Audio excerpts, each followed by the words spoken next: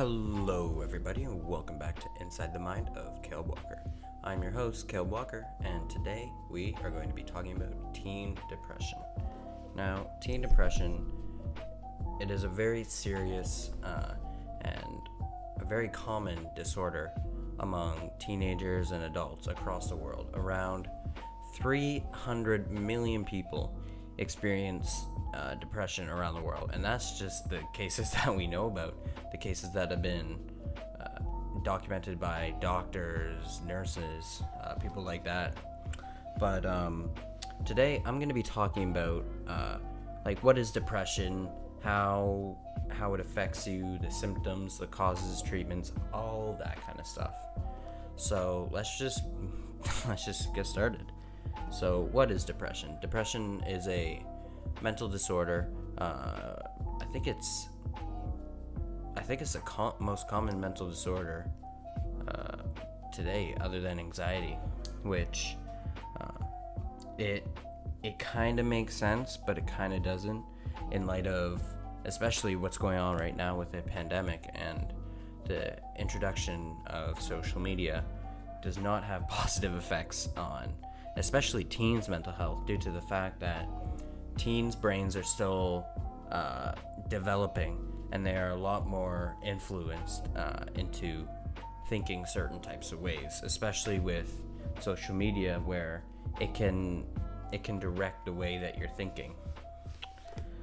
So right now I'm going to be talking about some symptoms of depression, just some common ones, but first a little disclaimer. So if you guys are experiencing or feel that you are experiencing any of the stuff that I talk about in this episode, any of the symptoms, please go talk to your parents, go talk to a medical professional, go talk to somebody that can get you in contact with a medical professional, because that is the best course of action. I am not a medical professional. I'm a 17-year-old kid who just likes talking about mental health a little bit too much. But if you guys are feeling like anything that I talk about, especially what I'm about to talk about, the symptoms, then definitely please go try and find some help. Talking to your parents can be extremely, extremely helpful if they are supportive of it. If your parents happen to not be supportive and they don't quite understand what you're talking about, then go reach out to a teacher. The teachers at schools, they have I think they've done courses on this, that if you do tell them stuff like that, then they are legally required to find help. They have school counselors, all kinds of stuff. They're just starting to implement all these mental health services for teens, which is amazing. So please, if you do find that you are experiencing some of these symptoms, then definitely go try and talk to your parents, teachers, medical professionals, all that. But with that disclaimer out of the way, let's just get right into it. So, depression. What is depression? Depression is a mental disorder that affects your thinking and how you feel. Now, I know that a lot of people will be like, oh, depression is just feeling down. And I mean, yes, that is true, but it also isn't true. And what I mean by that is depression is a very complex disorder that you can't just narrow it down to a couple symptoms, because you can have somebody that is experiencing depression that it doesn't really affect their life as much, whereas you can have somebody that it affects their life so much that they need to be put in hospital and go to therapy, medication treatment, all kinds of stuff like that. So it definitely varies between each person. But I'm going to be talking about some of the common symptoms. Now, the first common symptom I kind of already talked about, low mood. Obviously, if you have depression, then 9 times out of 10 you're going to be experiencing low mood.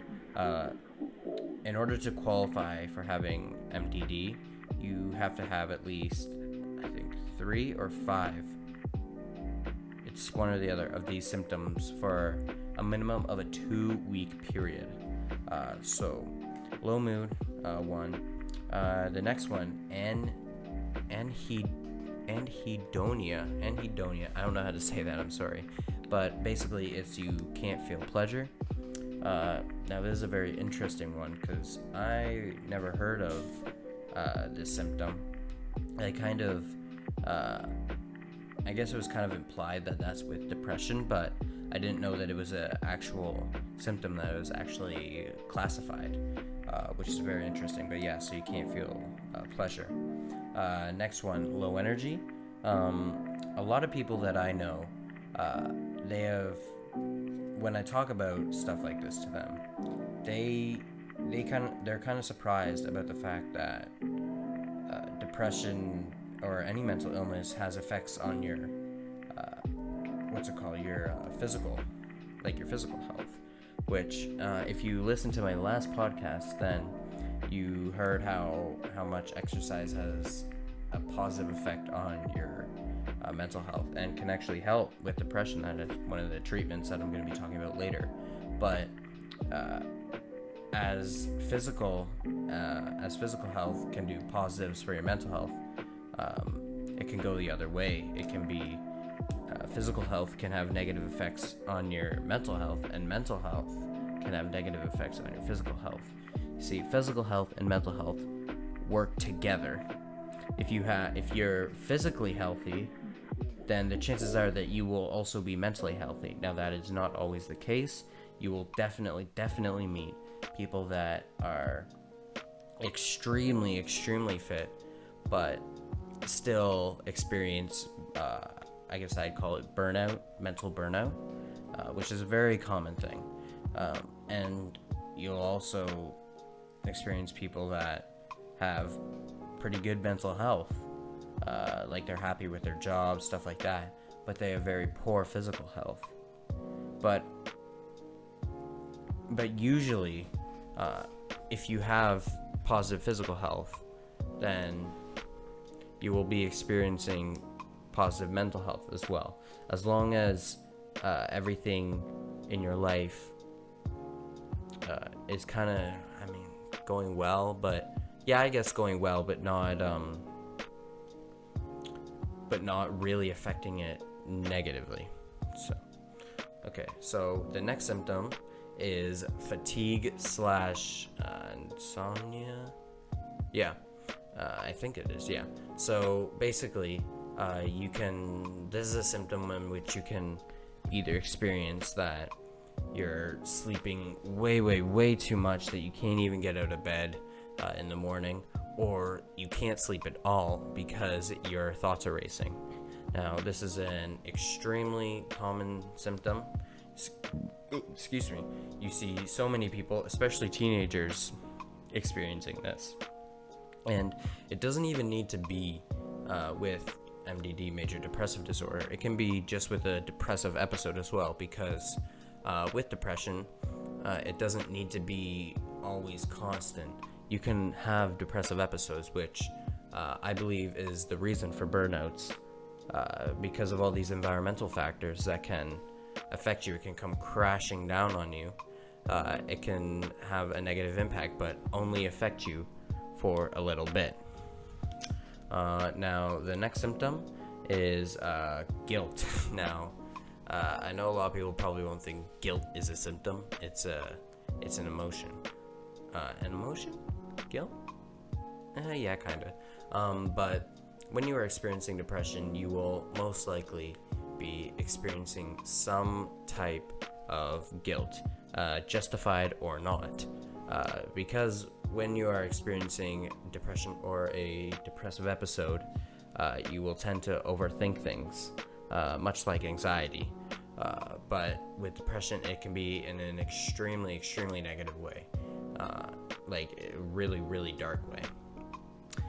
Now, the last symptom I'm going to talk about right now is suicidal ideation and tendencies. Now, suicidal ideation is where depression can become extremely dangerous. It can become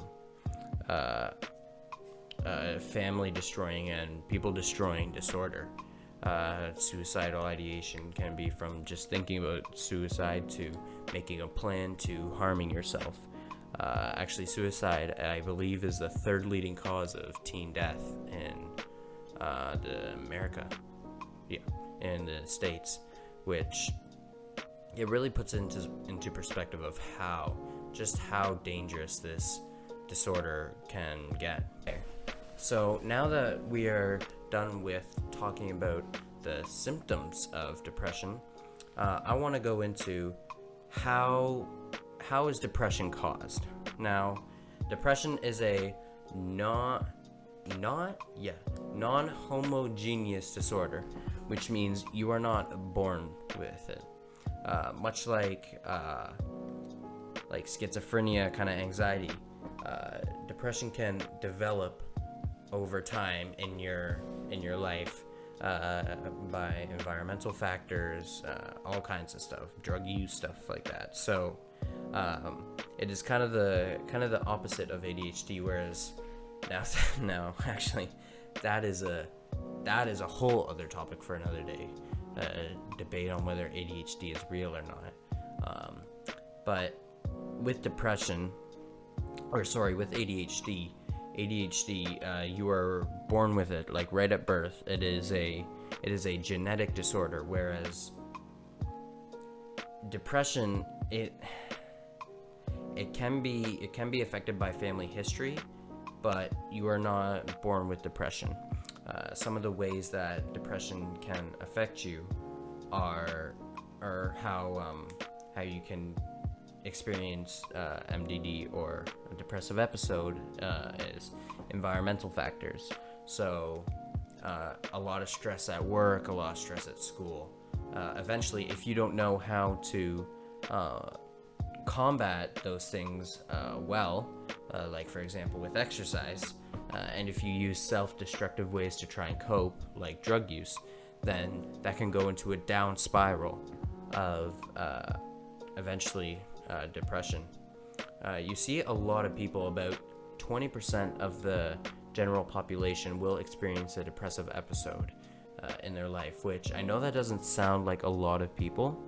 20%, but we're talking about 20% of 7 billion people in the world, which is a lot of people that will experience this disorder or a form of this disorder in an episode at a time, which is why I think I'm extremely glad that people are putting more attention to this issue, especially for teens. But yes, so environmental factors. Environmental factors is one of the ways. Another way is excessive drug use, or just drug use in general, because drug use messes with your brain chemistry. Now, that, I know that sounded kind of generic, like, oh, if you do all these hardcore drugs, it'll mess you up. Well, yeah, obviously, but as with schizophrenia, the chances of gaining schizophrenia when you're 20, if you smoke weed, if you smoke marijuana when you're a teenager, go up by, I think it's 2 or 3-fold, which is crazy, because all these drugs can mess with your brain chemistry. And that's the same with depression, especially if you are already feeling depressed, then you can the chances of you using these drugs to try and cope with it is a lot higher, especially if you are have a very addictive personality. It can affect you in so many negative ways. So I think those, at least off the top of my head, those are the two most, those are some of the causes of depression. There are probably a lot more, but environmental factors have a lot of impact, and especially family history, because if if your family is more, like if you have an aunt or uncle or parent that has depression, you're more likely to develop it over time, just because of how your genes are. Like I said, it's not homogeneous, so you will not get depression from birth. But especially into like the teens, like 13 around to 20s, the rate has definitely gone up. And I think part of that is due to the fact that it is getting talked about more, and it is a lot more acceptable to get help nowadays, which I wish the same was for men, because, well, I guess that's just a whole other topic. But for men, it is a lot hard for us to talk about these things, because the way that the way that the world wants us to be is, oh, strong, manly, don't talk about our feelings. But in reality, feelings are one of the things that can destroy people. Feelings are, how do I explain this? Feelings and your mental health is the way that you perceive the world, and the way that you perceive the world can determine whether you're successful in life or not. And especially if your view of the world is flawed, then obviously it will have massive negative impacts on you. Now, I think this podcast is 17 minutes. Yeah, I can keep on going. Something I did want to talk about is treatment. Now, treatment is it's, how do I say it? There's a big stigma around treatment. There are so many kinds of different treatments that you can there's just so many. Like, for example, the one that I was talking about before, Spark, my last podcast, the book that I was talking about, was exercise helps immensely with all of this. Now, I know that it's extremely hard to get out and exercise, especially with the pandemic, but exercise can be one of the best ways to try and combat depression and try and help yourself. Now, I think I forgot to say this before, but depression can be a illness that can stick with you for the rest of your life, or it can go away just like an episode. But with exercising, it will not be a cure. All these things that I talk about are not cures. They do not have a cure for depression, but they are ways to help cope with depression. So one of the ways that you can help cope, obviously, is exercise. Probably one of the best ways. It's free. It has only positive side effects, except for maybe like a little hurting in the morning, but exercise can be the best way. Now, it's not guaranteed that little disclaimer, it is not a guarantee that any of these treatments will work for you, as everybody is different, but all of these treatments for the exercise treatment, it will not hurt to help, or it will not hurt to do. But with all these treatments, I definitely recommend that you talk to a medical professional about options. So the next treatment that I wanted to talk about was antidepressants. So antidepressants, they have been around since the 1950s. Yeah, since the 1950s, and they've been a very common treatment with depression and bipolar. I think it was bipolar. Yeah. No, that was mood stabilizers. Never mind. Antidepressants are they can either help you immensely or not help you at all. So it is in my belief that antidepressants are used to treat people with serious depression people that need to go to the hospital that are experiencing suicidal ideation or suicidal tendencies. That is where I believe that medication can have a very positive effect and help you in the long run. Again, as I said, medication might not work for you, but it's just depending on the person. But antidepressants, they are what they do basically is they help regulate the level of serotonin in your brain. So like popular ones like Prozac, it has helped a lot of people, but it also can make people very angry. It's medication. It's a very complicated topic. I don't know enough about it to really make a comment on it. I try to not talk about stuff that I don't really know as much about on this podcast. Like depression and all this stuff, I know quite a bit about. It's just hard for me to try and get my words out in a way, because again, still trying to get used to this whole podcasting thing. But back to my main topic, that depression or antidepressants can be helpful and they can be not. Now, the last type of treatment I wanted to talk about was therapy.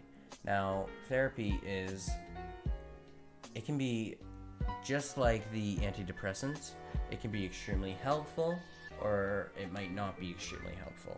But I think, especially with a lot of people I've talked to, it definitely depends on the therapist that you're talking to, because a lot of people say, oh, I had such a positive experience with my therapist, or oh, I had such a negative experience, they didn't help me at all. But I think with that is people need to understand that not all therapists are going to be good for you. Just because that therapist wasn't good doesn't mean that all therapists won't be good for you.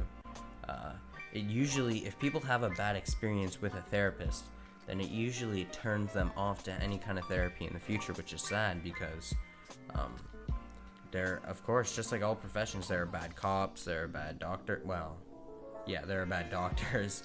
There are bad therapists. I mean, it's just how it is. It's just how this world is. But therapy can definitely help you. Of course, therapy is quite expensive, and I would recommend you talk to your medical professional or a therapist if you can get a hold of one, or school counselor with this, because then they can help you with payments and financial financial like paying. There's a lot of like caseworkers that help with that, and social workers kind of all in that area.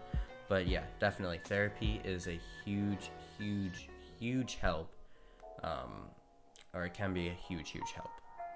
Okay, what time are we at? 23 minutes. Okay, not bad. So I think, yeah, that's gonna be it. Alright guys, thank you for listening. Sorry this episode came out a little late. I had to work on some stuff. I'm trying to make these videos a lot better, and I'm using some new programs. Of course, got a new mic, so that's pretty good. But I want to thank you guys for listening. If you want to check out my other podcasts, you can go to my description, and I'll have some of them laid out. Again, please do not take this as medical advice. I think I covered everything, yeah. Alright, so I want to thank you guys for listening. This has been Inside the Mind of Cale Walker, and I hope you have a great day. See you guys later.